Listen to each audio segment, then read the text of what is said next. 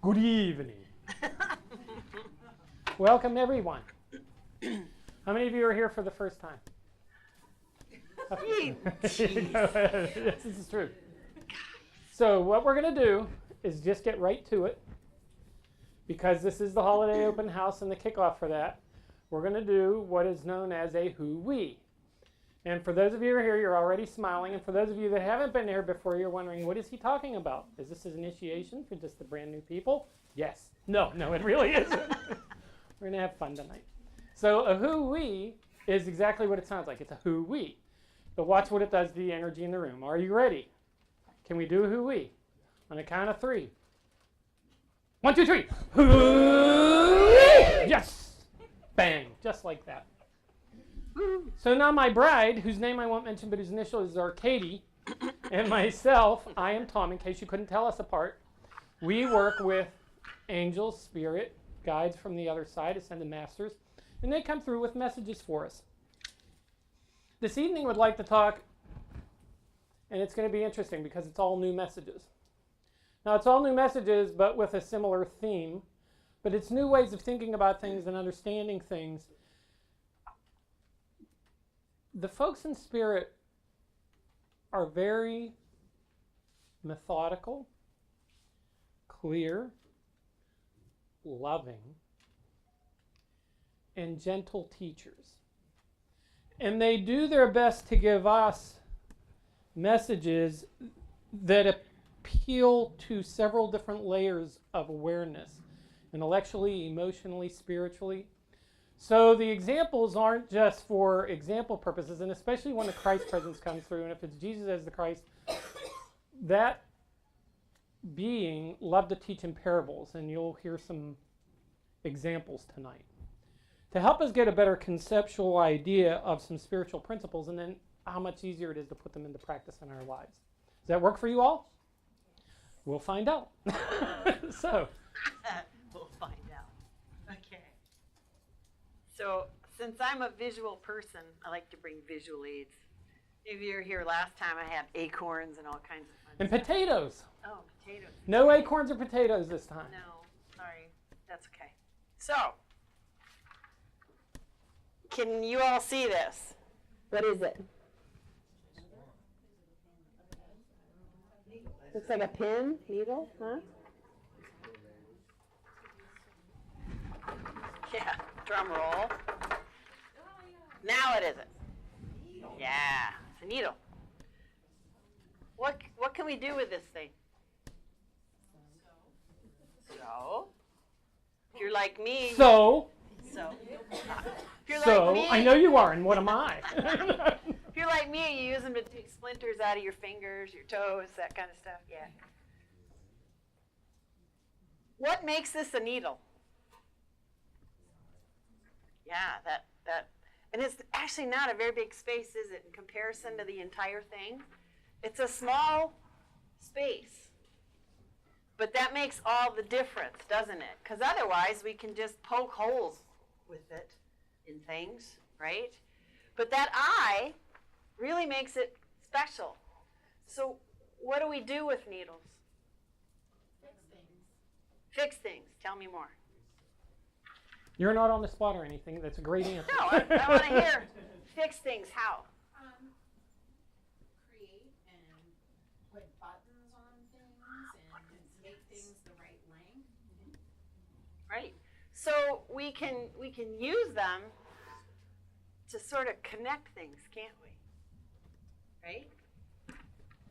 So let's really make this so it makes the sense that we want it to make. Look at you. Yeah. Ooh. It's even a gold pen. More visual aids. Can you see the thread now? Yeah. So now it really does make more sense, right? It's a needle. So that little space there, what if we look at that as holding a space of love? Doesn't have to be a big space, does it? But then if we use the thread of spirit, we can connect things together, can't we? What can we make with a needle and thread? Dresses. Dresses.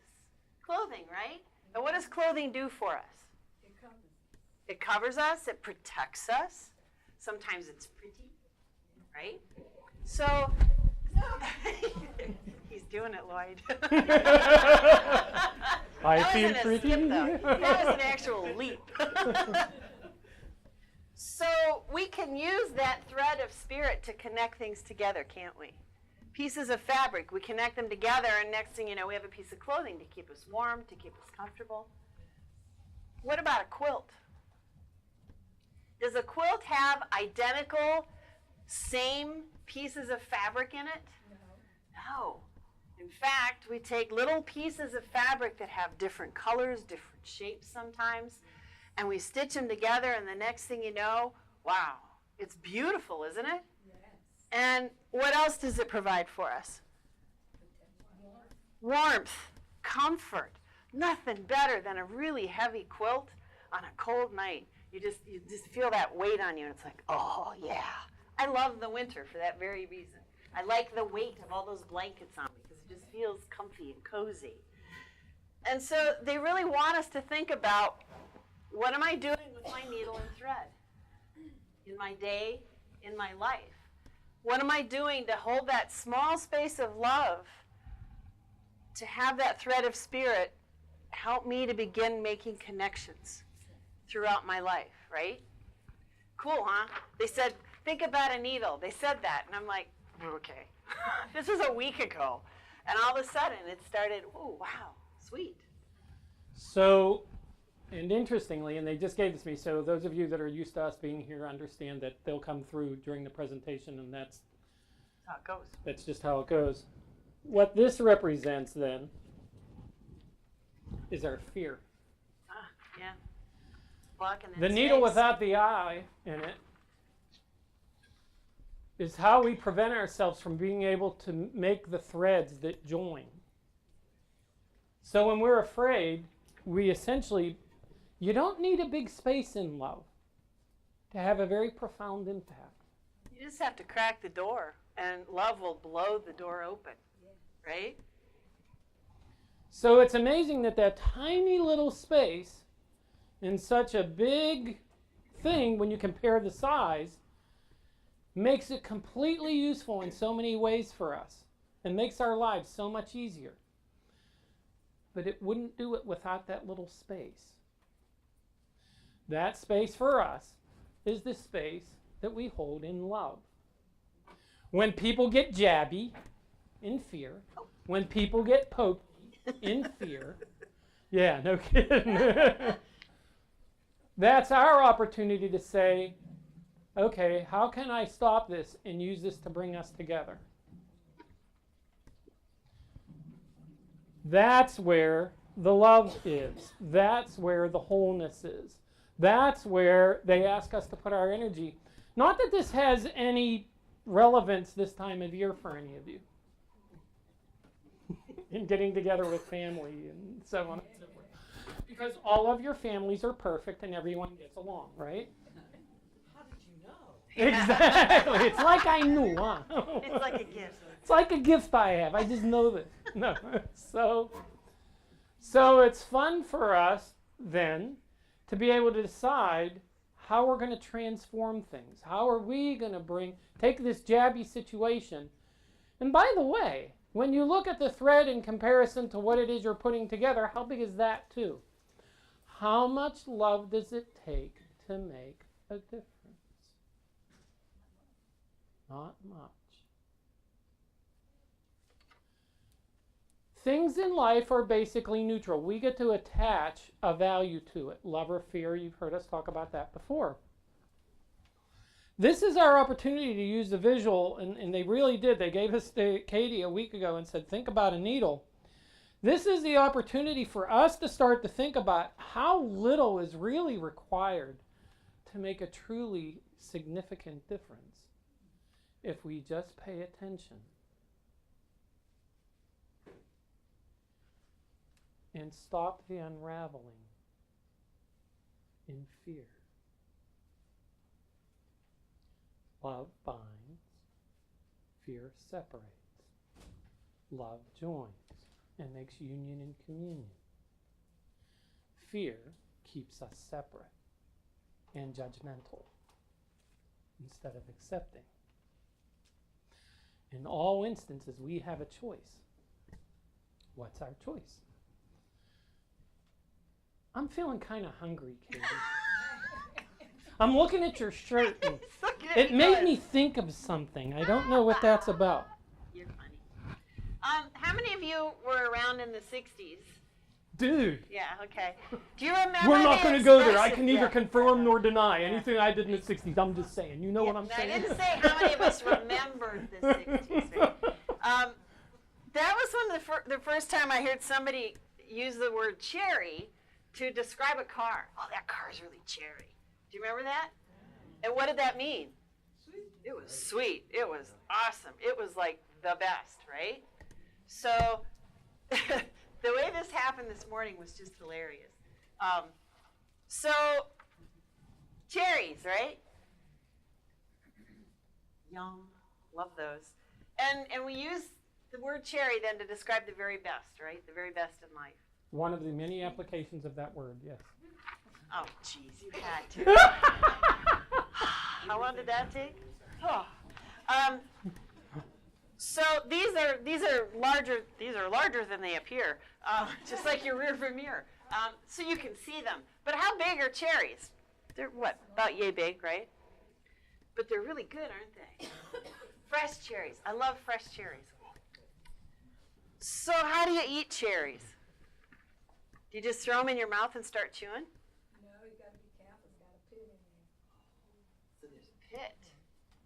So we maybe need to take a little care and a little patience and be thoughtful about how we eat that cherry in order to get the full experience, right? So what happens if you do get a pit? Yeah. Do you tell yourself, you know what, I'm never eating another cherry again? You know, I can't even, it's funny, I don't remember the first time I ate a cherry, but I'm fairly certain my mother probably cut it open and pulled the pit out to save my teeth.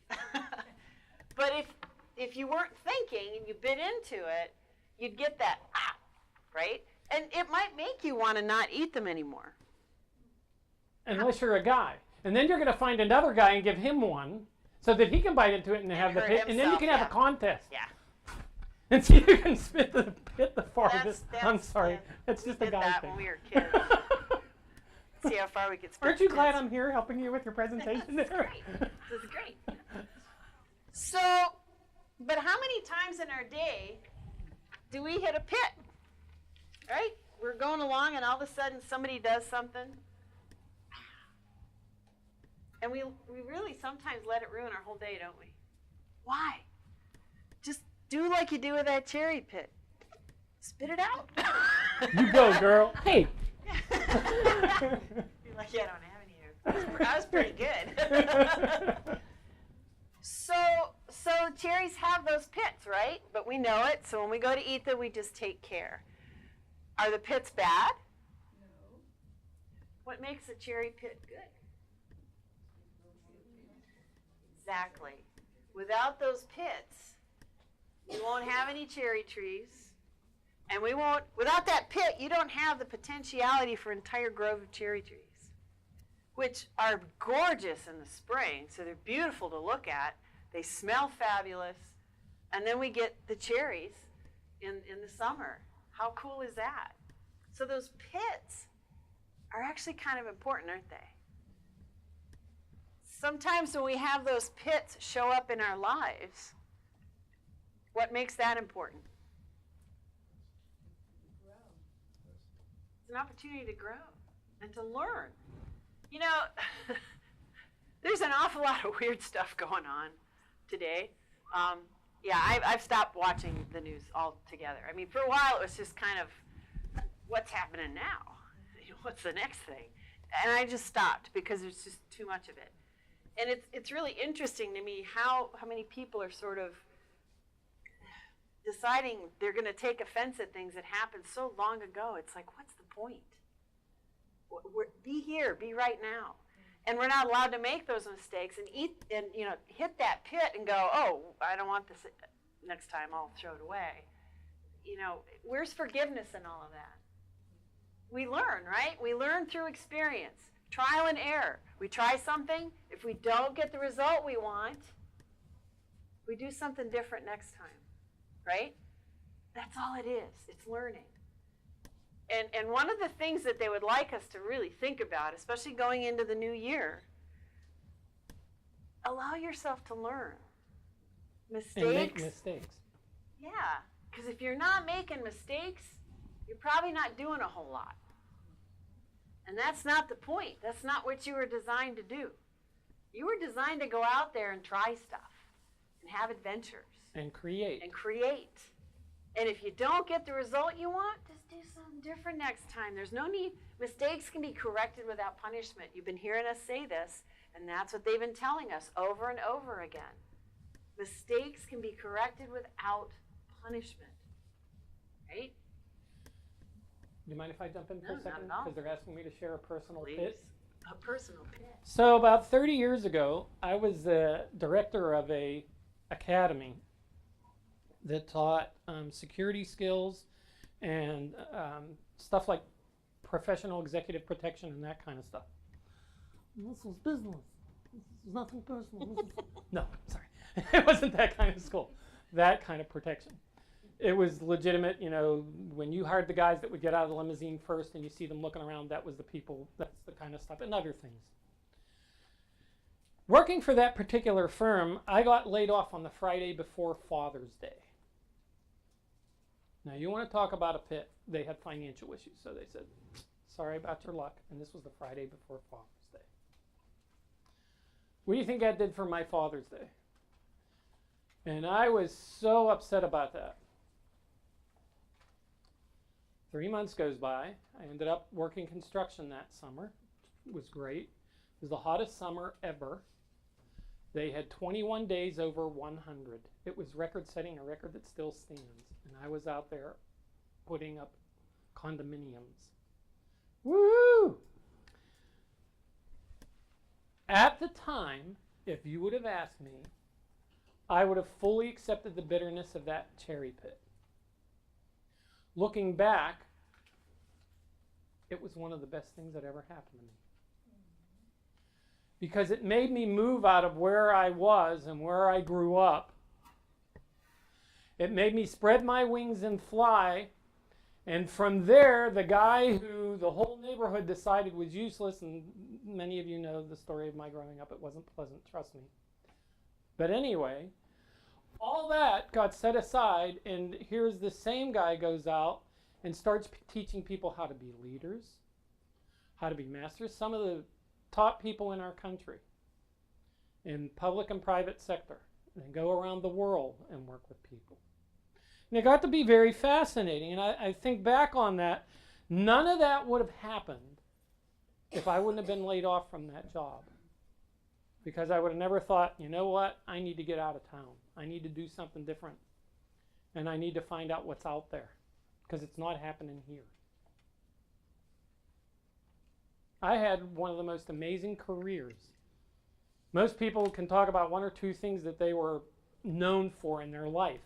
I had 8. The people all around the country and in certain parts of the country look to me for their answers. That's pretty wonderful. Never would have happened if I would have played it safe and stayed in fear and stayed where I was and said, nope, I'm just going to be bitter. They laid me off right before Father's Day, and I'm going to be angry about it the rest of my life, and I'm going to be a victim. Or not. Sometimes when we're given things, we're getting pushed out of the nest. I was pushed out of the nest. And I'm very glad I was. By Tom Hirt. Me too. I never would have found you.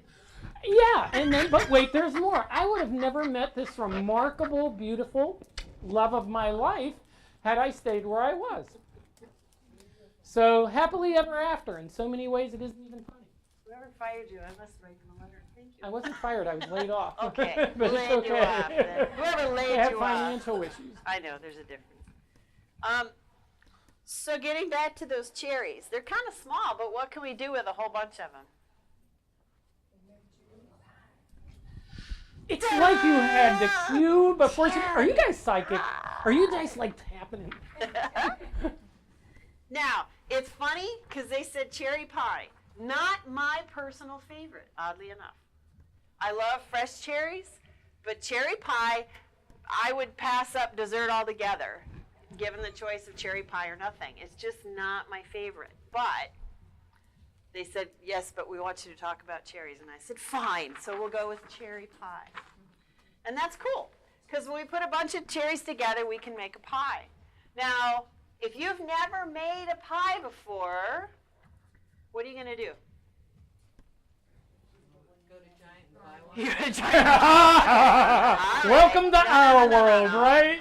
No. Watch how easy that is. Your That's why God made goal- charge cards, Tom. Or bakeries, right? Yes. Your goal, though, is that you want to experience making a cherry pie. So what do? I heard somebody say it. Google it to get what? A recipe. Yes. So those of us that are novices, we get a recipe, and that's good, right? Because that recipe is like a foundation.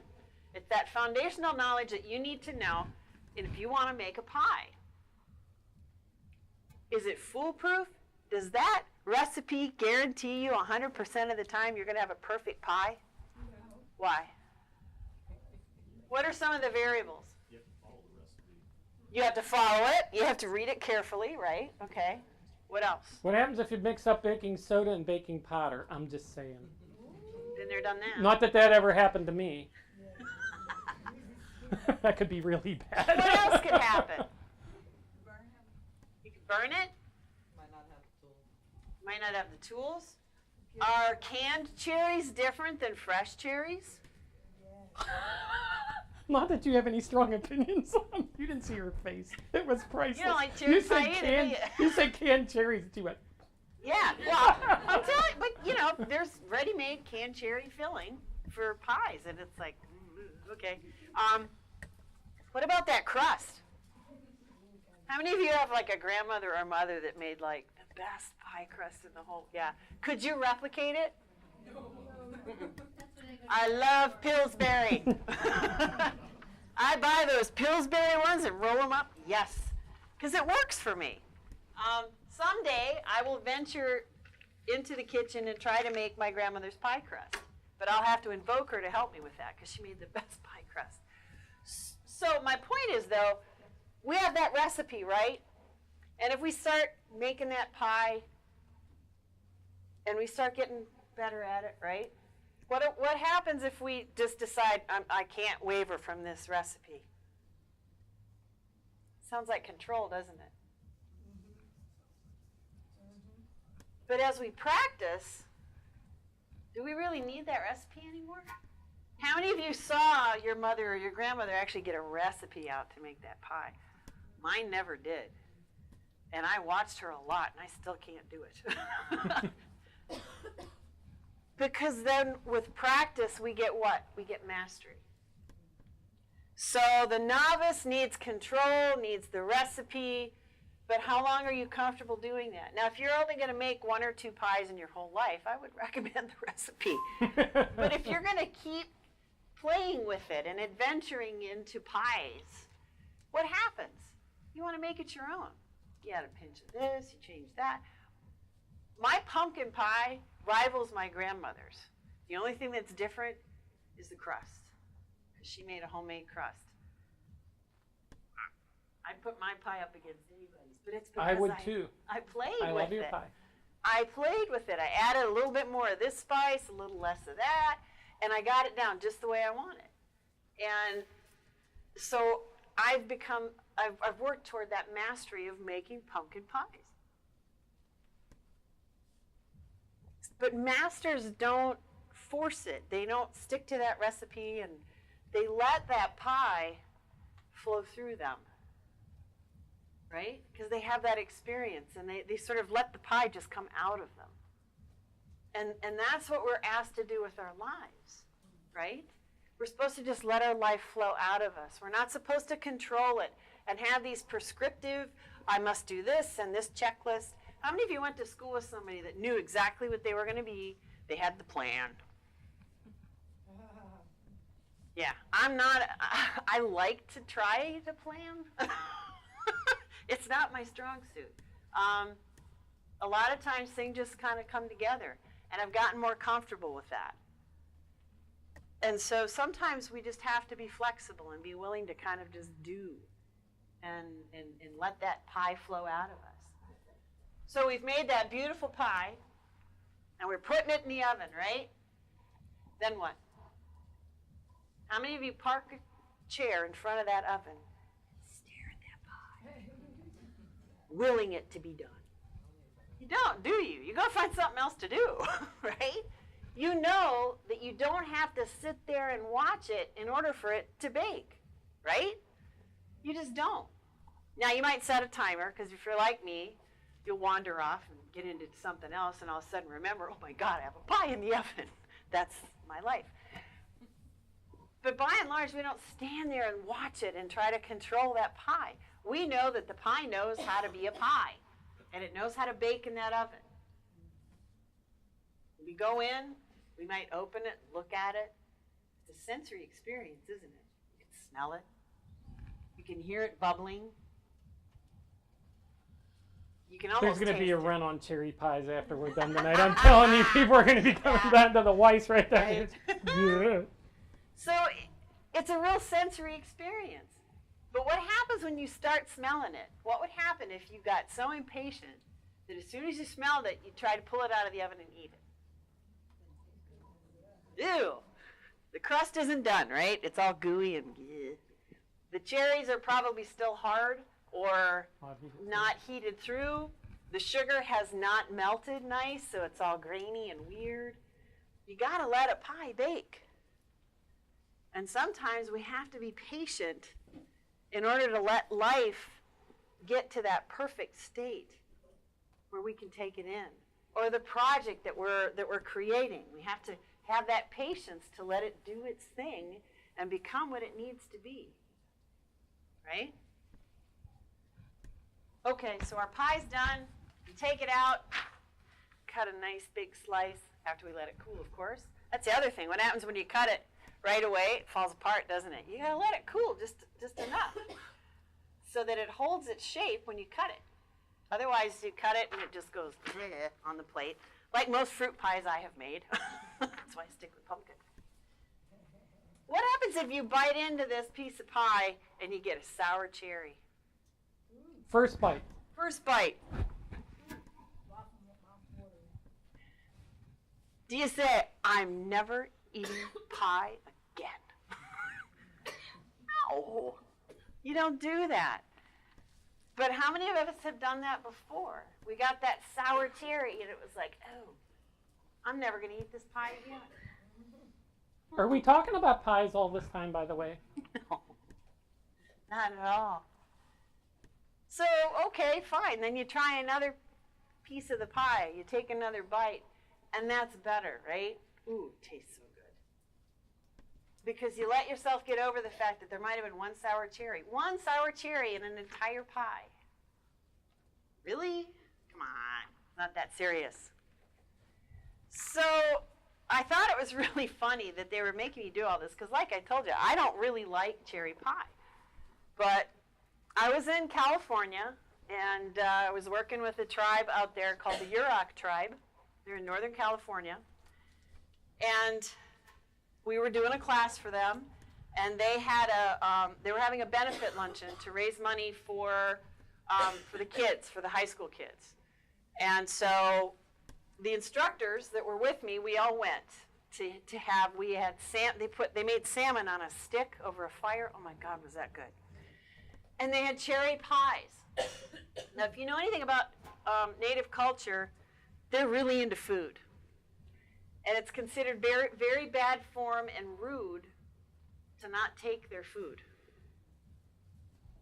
They will be starving, and they will give you what they have, because that's their culture.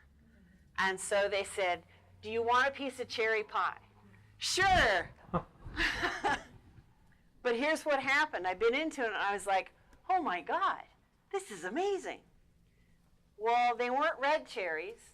They were what's called Rainier cherries. Have any of you had those before? Yeah. They're kind of golden colored. Oh my gosh. So there you go. Even though I don't like cherry pie, I got a pleasant surprise. There was a piece of cherry pie that I absolutely loved. In fact, I got another piece. I paid for another piece. It was so good.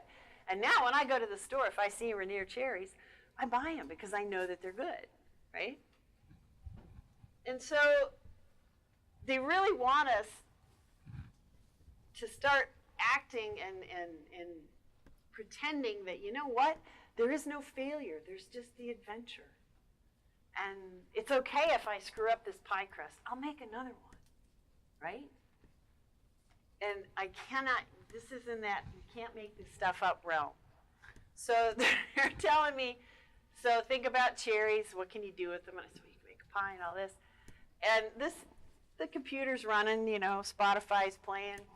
And the song from, I don't know if how many of you know Guardians of the Galaxy.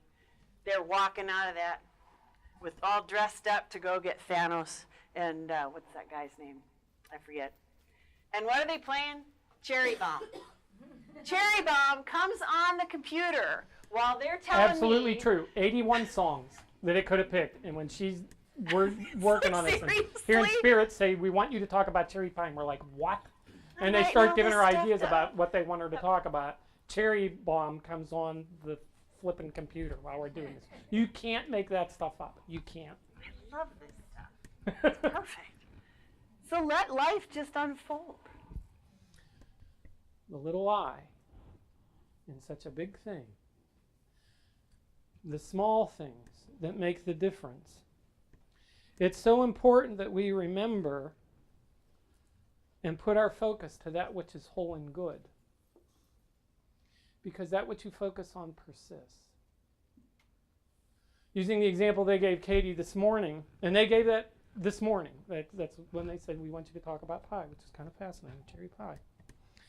But the point is, if all that you did was take that first bite and say, that's it, this is nasty, I'm not eating this, you'd miss the experience of the entire rest of the thing, which was rather incredible, because I like cherry pie. But if I decide that that one experience defined everything, then I have now limited my opportunity for growth. Do we ever do this in life, or is it just me? Am I the only one who's ever done that? Well, there you go. That's what I kind of thought. It is just me after all. Well, so then you can't relate to anything else. But we do that. And if somebody doesn't meet our expectations or doesn't say the thing we want them to say or respond in the way we want them to respond, we can find all kinds of reasons then to withdraw our affection. Who are we hurting? As much as the other person, you are hurting yourself. A withdrawal from love is a withdrawal from that which is life-sustaining for all involved. Whenever you start to do your master baking, I was very careful how I said that. I'm just letting you know. No, and truly, and you know, mixing everything up and you're really into it, and you're starting to get to the point where by intuition, you know, hey, if I added a little bit of this would really make a difference. Have any of you had that? Mm-hmm. Sure. And it doesn't just show up with baking, it shows up in all kind of areas in our life. The idea is to start to trust that intuition more. Because that's the difference between someone who's fearful and uses the recipe, and this is the only way I can do this, this is the prescribed method. You know, when the Christ did all the healing the Christ did as Jesus the Christ, aren't you curious that that being never did the same thing twice when you look in the Bible? He spit in the dirt, and he did distance healing, and he had someone touch his cloak, and He put his hand over another one's head. All these different ways. Are you curious why? What was prevalent at that time? At that time, do you realize he set society on its ear? He broke all the norms. Because at the time, he was walking around in a society where the Jewish traditions were very straightforward and laid out. This is the prescribed way to cleanse. This is the prescribed way to do this. You have to have an offering. And there were always these very specific things you do. And here's this guy comes in and does all this different stuff. Why? So that people wouldn't be saying, now wait a minute, was he facing northeast, south, or west? I think you have to face west, because he was facing west, as I remember this. And then he rubbed his fingers together, and then and all of a sudden there's all this stuff that has nothing to do with the healing. We've lost then sight of where we're going. And we're looking at the finger instead of the beautiful sky that it's pointing at. And that which is whole. And by the way, there's nothing wrong with traditions, as long as they are functional. Okay? So, in order to do all this, it's important to have a certain level of trust, isn't it? And so we've talked about needles, we've talked about pie, and now we're going to bring it all around and talk about trust. So, marker.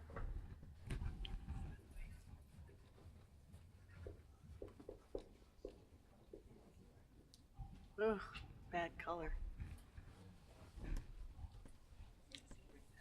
Ooh, use this I want you to know Use this one. that's black. Right. We use blue. It'll, Okay. It'll show better. Is one color good? That'll work. Whatever, David, because you are the rescuer. Rescue me. Bang. We're going to make You this. and Aretha.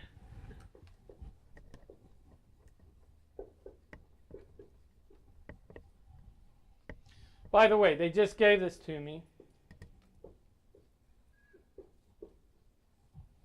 as we were eating dinner before we were ready to come here. I'll make sure they can read it. You want me to make sure they can read it? You're saying there's something wrong with my... Oh. Should have been a doctor.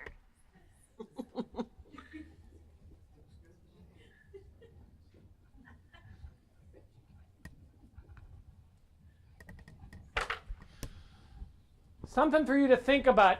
What's on every coin currency we have? It's on the paper What too. does that mean? What does it mean to trust something? To know. You believe it to be true. What does it infer about the thing you are trusting? This is very important.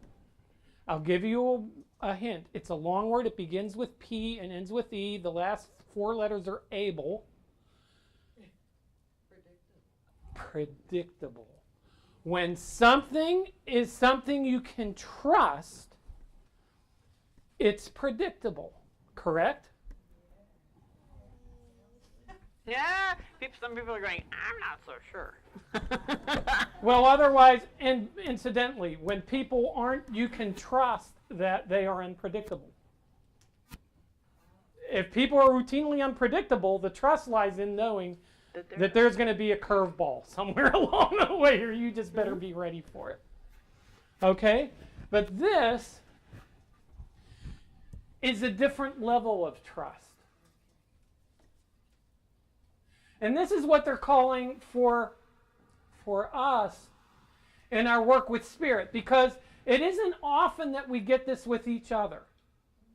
Because people are fickle. And today they might be this way, and tomorrow you might catch them in a mood.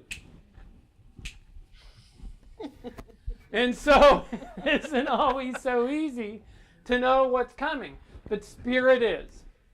The thoughtful recognition of underlying sacred truths is knowing that that which is of God, which is of spirit, is of God and of spirit, and completely reliable.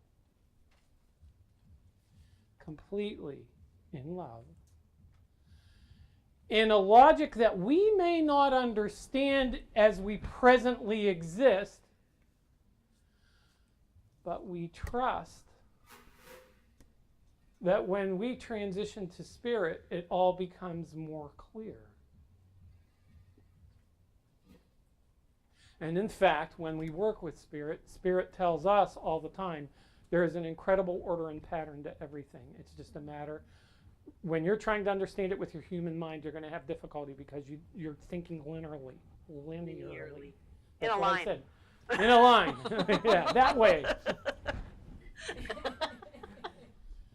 Or in opposites.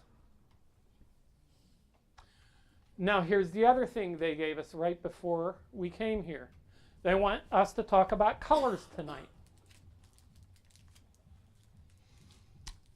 When you're relatively certain of something, what do you say it is? It's, speaking of colors, it's this and that. And what would those two colors be? It's black and white. It's right there. That which created all with perfection has given us all one of our most important callings forward, which is simply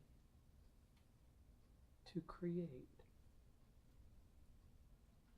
That which created all did not create outside of itself, it created within itself.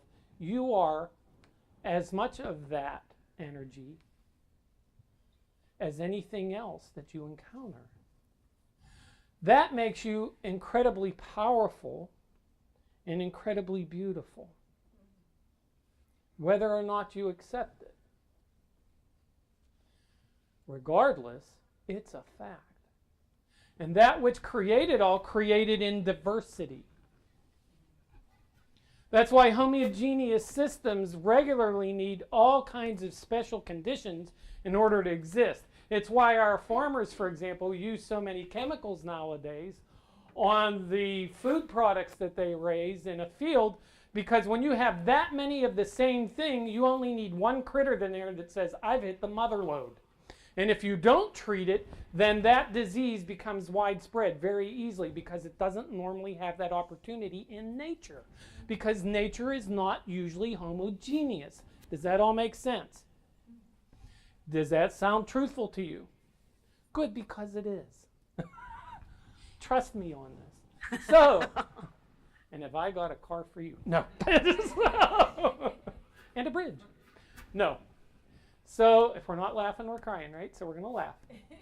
But the idea is we create. Now, what do we create with? And this goes back to the thread. Do we bring people together with our energy, or do we poke people with our energy? Do we join in union and communion as much as we can? And not just other people, but in our relationship with ourselves. How do we mend that which is torn to help it heal? Can we ever throw enough fear at anything to make it better? Or is love a much better answer? That which supports, unites, and makes whole. When you understand that, and they want to break this down, and you have to understand, you're hearing this for the very first time because I only got this literally probably a half an hour before we walked in the door tonight. So, they want you to be thoughtful. I want you to think about this stuff.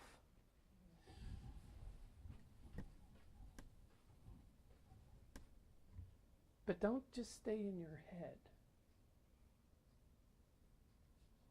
Be thoughtful in your heart.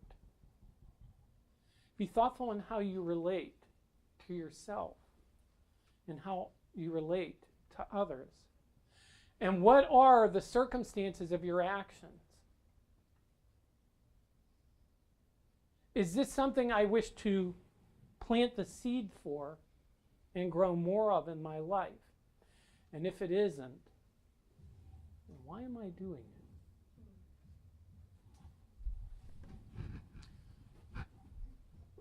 Recognition is interesting. Recognition, so there are basically, if we wanted to take, and I used to teach this stuff, am I festive or what? So there are two basic kinds of memory. And I'm, there are courses on this, and I've taken courses on this because it's what I have my bachelor's degree and master's degree in. But if there are two basic, we're going to do the easy thing. There are two basic kinds of memory: recognition and recall. What is easier for most people? Recognition. So to prove it to you, you see someone, they're walking down the street. You say, hey, I recognize that guy or gal, because you recognize their face. What's the next thing, though, that's usually a little harder? Their name. What do you have to do to their name? Recall. Recognition, we recognize patterns very well. We recognize certain conditions and sequences very well. We are primarily wired for that stuff and great at it. The recall stuff gets a little tricksy because you have to have associations in recall to be able to get it back. That idea, that thought.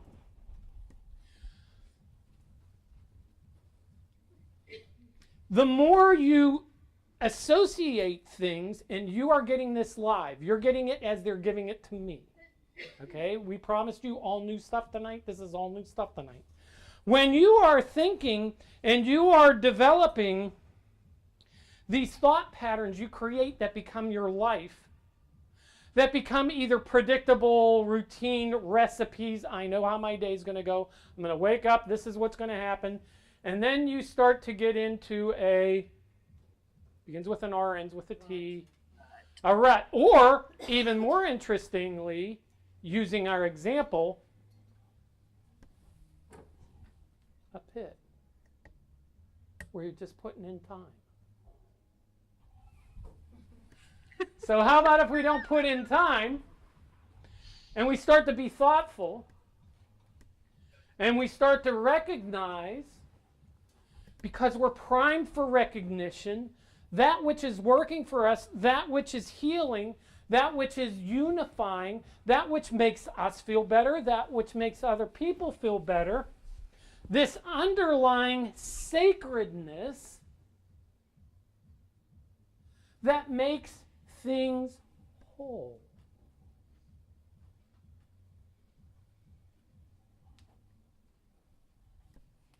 And is, in fact, truth. Can you trust the truth? Always. Where do we put our trust? Where do we put our truth? Where do we put our repetitive patterns in our day? How often do we get into our routine without thinking that maybe our routine could use some tweaking and adjusting, just like the recipe, to be made more whole? How much space does it take in the needle to be perfectly useful, or something that just pokes other people? All these examples tonight for you to give you different ways to conceptualize, understand, own, hold in your heart, hold in your mind, hold in your spirit, ways of understanding and expressing that which is beautiful and making new choices, setting new patterns. This does not come at this time, or just telling me this. What do we do at the end of this year typically? New Year's resolutions. And what are we putting forth when we put forth New Year's resolutions? You know what? I truly didn't know any of this was coming. This is why I love this. This is why I trust Spirit completely. Because I'm in front of you all live, Katie's in front of you all live, and we're being filmed, and this is all right here for you. This is all walking without practice. This is walking in complete trust. And look at how perfectly this is coming together. What do we do at the end of the year? We make resolutions. We put forth the ideas that we want to come forward. We start to lay out the recipe for our new year towards success. As long as we remember that as long as we are staying in the prescribed limits, we have limited ourselves. Every now and then it's good to throw some spice in, isn't it? It's good to try something different. Predictable is great.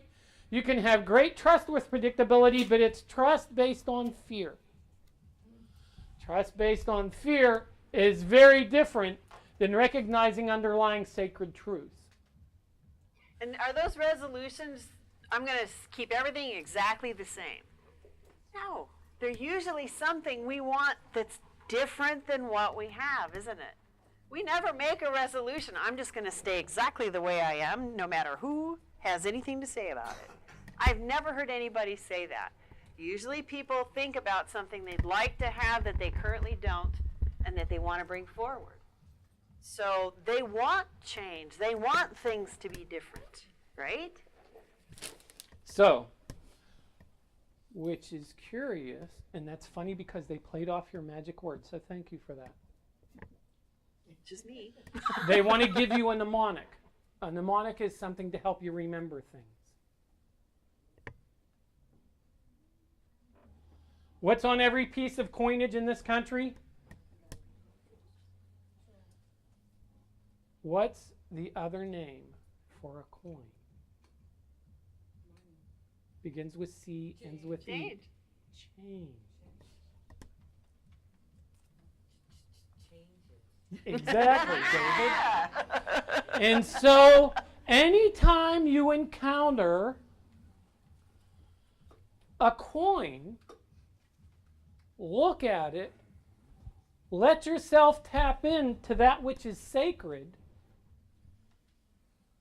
and be reminded in what you trust. Do you trust the news outlets? Yeah, right. Do you trust? Car salesman? Just kidding. Easy there. Just kidding. I did that for a while, I'll I let know. you know. I know. Right after I got laid off, that was one of the first things I did. Before I went to the construction job. So we have all these opportunities. They're setting you up for success for the new year. They've now given you over an hour's worth of new possibilities for association and understanding. To be able to come forward with a whole different concept and ability to express your life in the new year. Are you ever going to look at cherry pie again? The same. I hope not. Never again. No. Not the same. When you see that needle and thread, these are all little reminders for us. When you see that needle, take a good, and if you're getting to my age, that's why God made bifocals, by the way, because I'm not seeing that. There's no way on God's green earth I'm putting that thread into that little hole. So, we have all these things. But the thing you have, and I know we have charge cards these days, but that's why I almost always have some change in my pocket to just remind me. And notice when it shows up. You want to do something fun? By the way, speaking of change, because we might have talked about this once before, so it's not all new, but 99% tonight is new. Think about doing this. You want to do something fun? Get some quarters and intentionally drop them somewhere. What happens when you find a quarter? Yeah, it's not just a penny, it's a quarter. How old did you just become? About 5. No, really. Yeah, exactly. This is the recognition of the value and the joy of something as simple. Unexpected. Well, oh my God, this is a candy bar. Well, used to be. Now you get a quarter of a candy bar with a quarter because they're all bite. Back when I was a kid, I go to 5 pieces of candy, 25 if it was penny. I digress. But anyway, All the time. all the time is right. So throw some quarters out and just watch. What's that worth? How much did that cost you? Maybe $1 for 4 quarters. Would it be different to find a dollar bill? Because it's the green paper and it's all one. What's the difference between a dollar bill and 4 quarters? 4 people can have the joy of finding one instead of one. Bang! Right there. I love it when I'm It's doing the laundry and I exact find same- a dollar in my pocket. It's like, the yes. exact same. It just has different expressions and different opportunities for expression. Same value. So then, and if you find 4 of something or 1 of something, now don't get me wrong, if it's a $100 bill just versus 4 $1 bills, I think there's going to be a different level of joy in your heart, and I got that. But when they are equal, like 4 quarters and $1, 4 quarters! Oh my goodness! Yeah, isn't that cool? And you get all excited. Remember the opportunity for spontaneous joy in your day. Remember how easy it is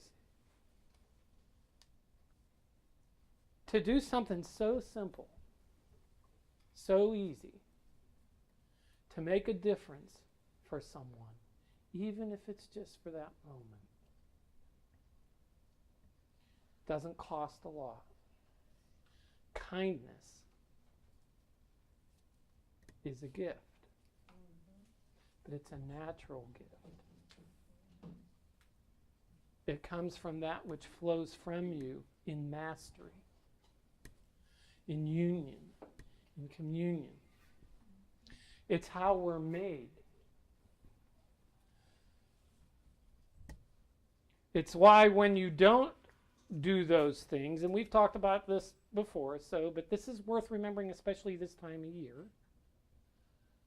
Why does feeling bad feel bad?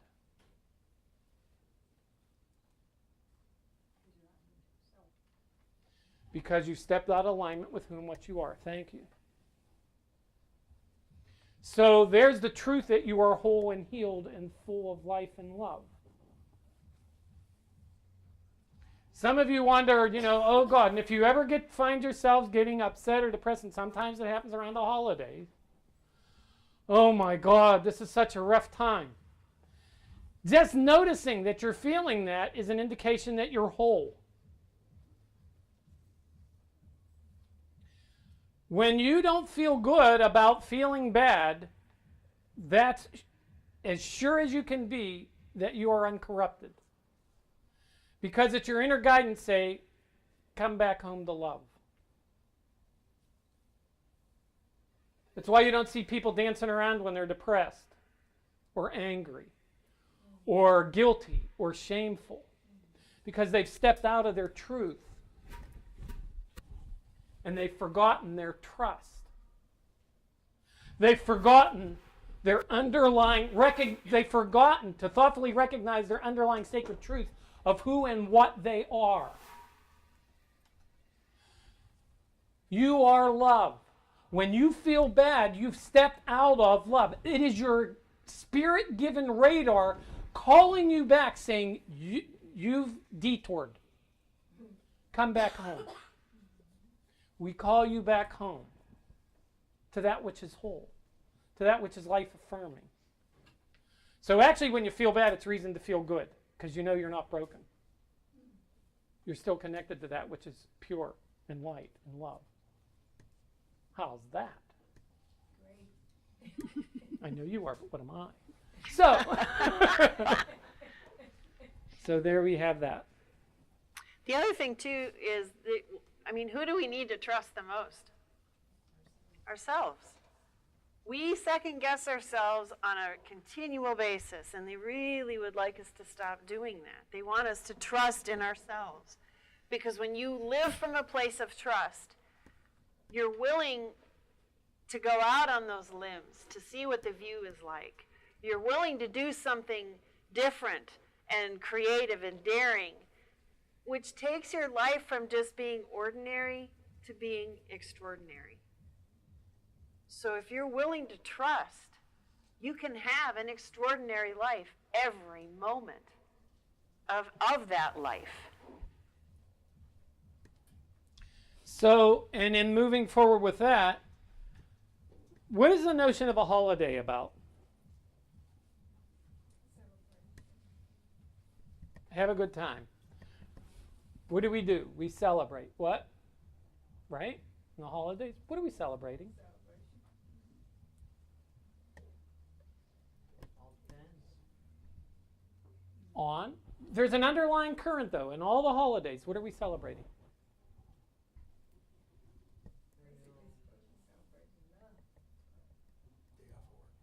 What's that? Day off of work. A day off of work.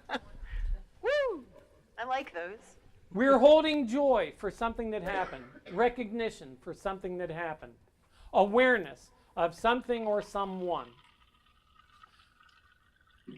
By the way, they just gave this to me. We are holding this space for that example, we are holding the space for the specialness of something. We reserve certain days for those or certain ceremonies for celebration. And they're asking us to get out of that habit.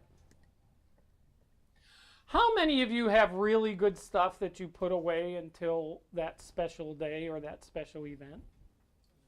They're going to ask you to stop doing that. They've asked me to stop doing that. I used to have things that, oh, I don't want to use that. That's my favorite thing. That's my best thing. And they said, how would anyone know? It's put away in a shelf. How would anybody know that's your favorite or best thing? Use it every day. Then people will know it's your favorite or best thing. Yeah, baby.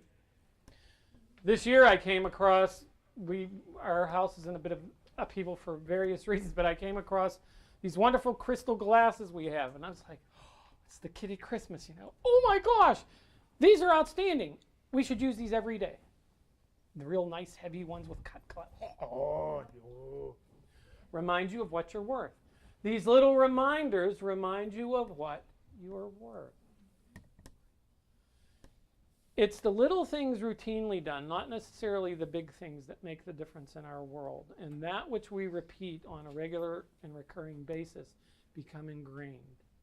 They're asking us all at this time of celebration to, of course, celebrate what holidays are about, always. But to remember the joy and the celebration of life that you are.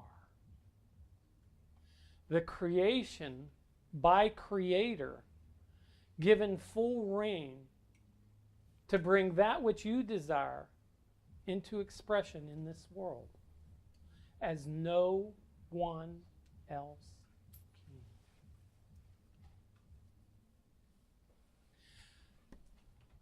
Do we really want to create the same day when we know that we have been entrusted with such beauty and magnificence and power? Nothing wrong with some repetition, nothing wrong with some predictability. However, it's important for us to remember our power and our creative ability and expression. When things go wrong, so when I was teaching people mastery, I would tell them all the time, it takes no skill to deal with things going well. It takes no skill to deal with yes from other people. When is skill required? When they give you a no or when stuff hits the fan. That's when skill is required. That's when you find out what's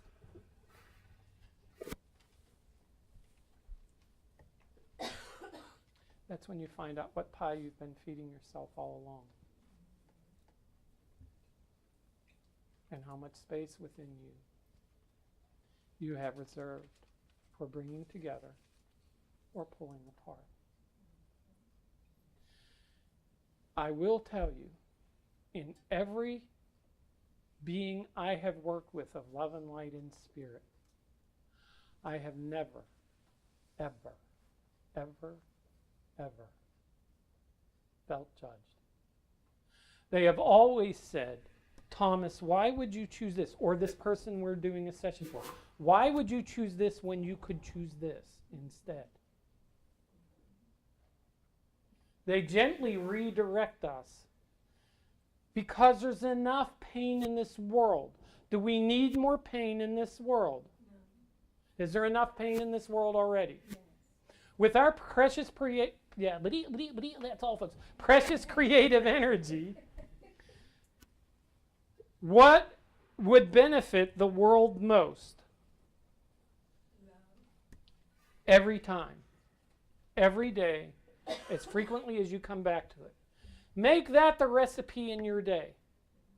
Trust your inner guidance to give you feedback on how attuned you are to walking in that path, that presence, that recipe for joy, for celebration in life and expression in life. How much peace do you bring forward with what you do? How still do you allow yourself to be in your day? Is your day filled with busyness? Typically, I notice when my day is filled with busyness, that's when it's most important for me to be still. Even if it's just for a few minutes. And say, okay, now what's going on? And what am I trying to avoid with my busyness? And let me be present and do everything I would do if I was in this state of, oh my gosh, I have so much to get done. And am I ever going to, and what if something shows up and I need to think about this and I need to think about that? Or I have a lot to do today and it will all flow perfectly. And we've laid out the ground, the format, and done all that we can do within our control to be able to bring that forward. It's always our choice. When you go to meet your relatives,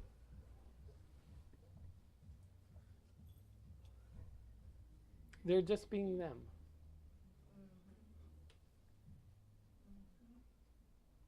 Forgive them. If you need to get up, by the way, and go to the powder room or something else, go do that for a while. Go outside, breathe, get some air. But as much as you can. Oh, and by the way, if you go to change, just so let's get this all down and out, because they're not pie in the sky.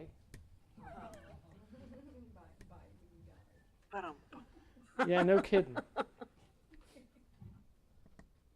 What will you likely incur if you go to a family event and have changed? What will they want you to be? The old you, yes. Like them. Yes. Or predictable.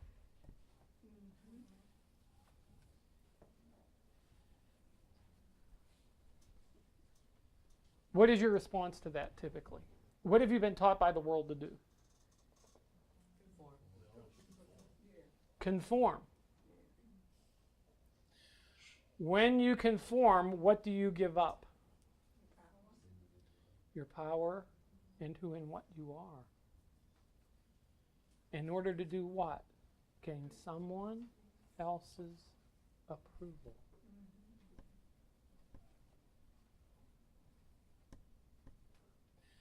Do you know how I stopped that in some members of my family?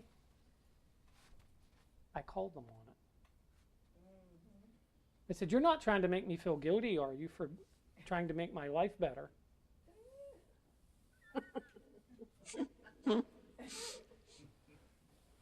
Hello. Yeah, exactly. Then they sounded like Porky Pig. Oh, no, I would never do that. Well, that's funny because it kind of felt that way. I'm just checking.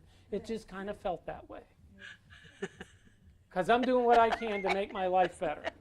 And last time I checked, it is my life. I thank you for your input. I appreciate it. That doesn't mean I own that. That means that was their input. Please, please,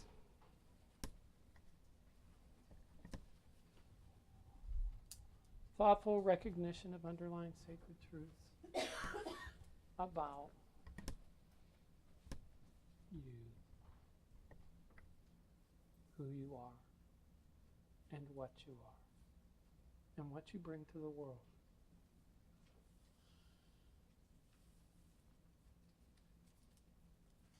Conformity is simply the desire to blend in.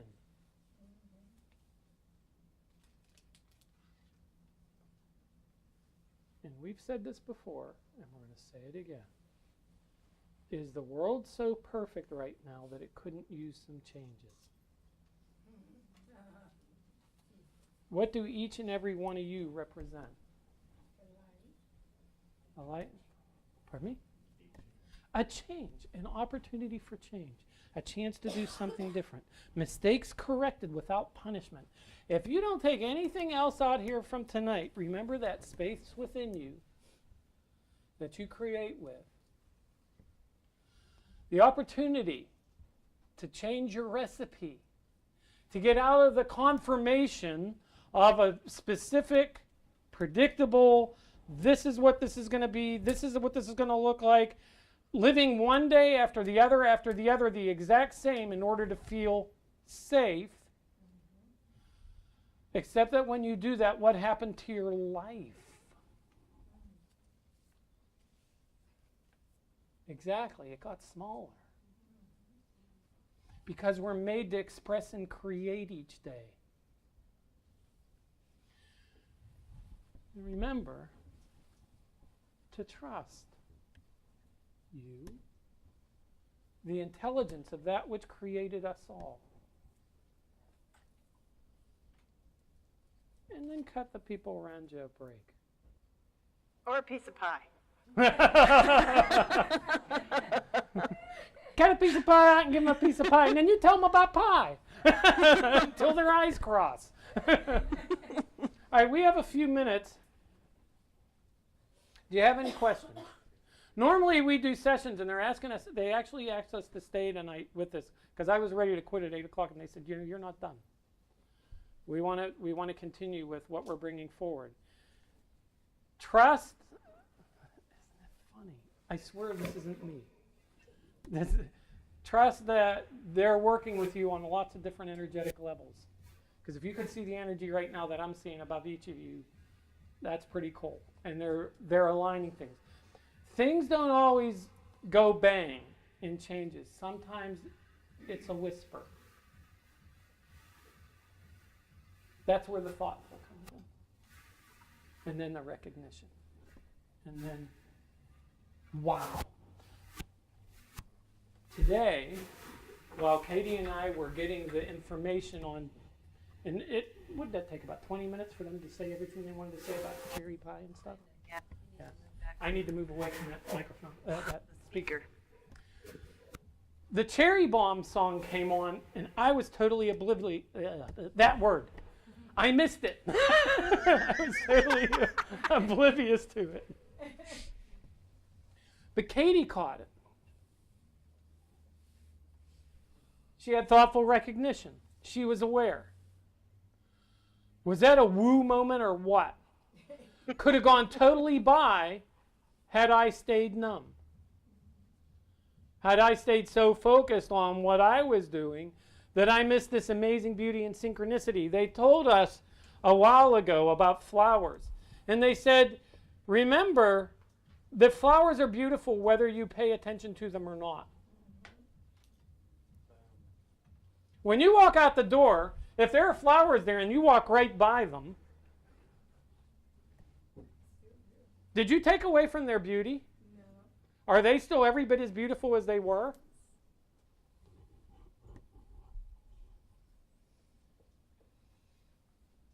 When does their gift come forward, though, truly? When you recognize it.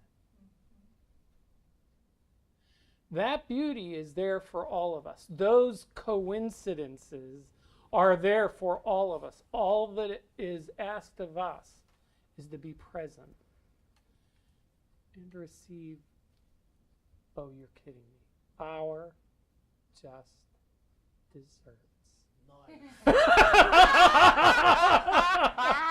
You can't make this stuff up, neighbors and friends. I'm telling you, they drop it in as I'm going. I wish I was that good.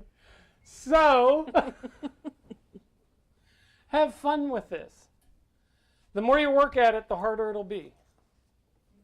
Allow, have ease, have flow. Understand that for a while, especially when you're doing new things, you're going to be following a recipe, but then think about, what do I bring to this creation I'm making? And how can I bring me into that to make it something that hasn't ever been created before? Hooey baby. Speaking of hooey, we are at the end. Any questions? Anything? You have to, I'm sorry, I've been seeing this the whole time you're talking. Turn and look at the box that's brightly lit right behind you. I gotta get this. I gotta do this. Oh my God. Oh my God. You can't make this stuff up. Thank you, Michael. Queen Anne cordial cherries, for those of you who can't read that. Wow. I'm at the perfect angle. It's like my angle is direct. I'm looking at you. I even tried to get your attention. Oh my God. No, They no, no. Put gave it that back. to us this morning at the breakfast table. That's And funny. this is, do you realize truly, seriously, that this is perfection and expression of everything we've just been talking about for you tonight? This is how much you're loved. You can't make this stuff up. That's fun. Not Queen Anne They're not Queen Anne an cherry. extension cord. That electrical cord, so you were talking about the needle and the thread. There you go. And what else? And what are you going to give your energy to? This is true. Thank you. There you go. Assists. Ooh, ooh, ooh. My energy's going And to this thing Queen Anne's here. that, Ooh. that's what There you I'm go. talking about. Woo, woo. You look like a prize fighter. Oh, look at that. How cute. You can handle Oh my. Welcome to our world. Our world. This is how much we're loved. This stuff is all waiting for us. All they want us to do is walk awake and recognize it and be open to it. Thank you for the assist, Michael. Thank you for the assist. Wow. Yay! Woo! That's funny. It's very funny. So, what are we going to end with? On a count of 3. You got that right. 1, 2, 3. Yes! Yay! Now, before you go, okay, thank you To announce. for spirit.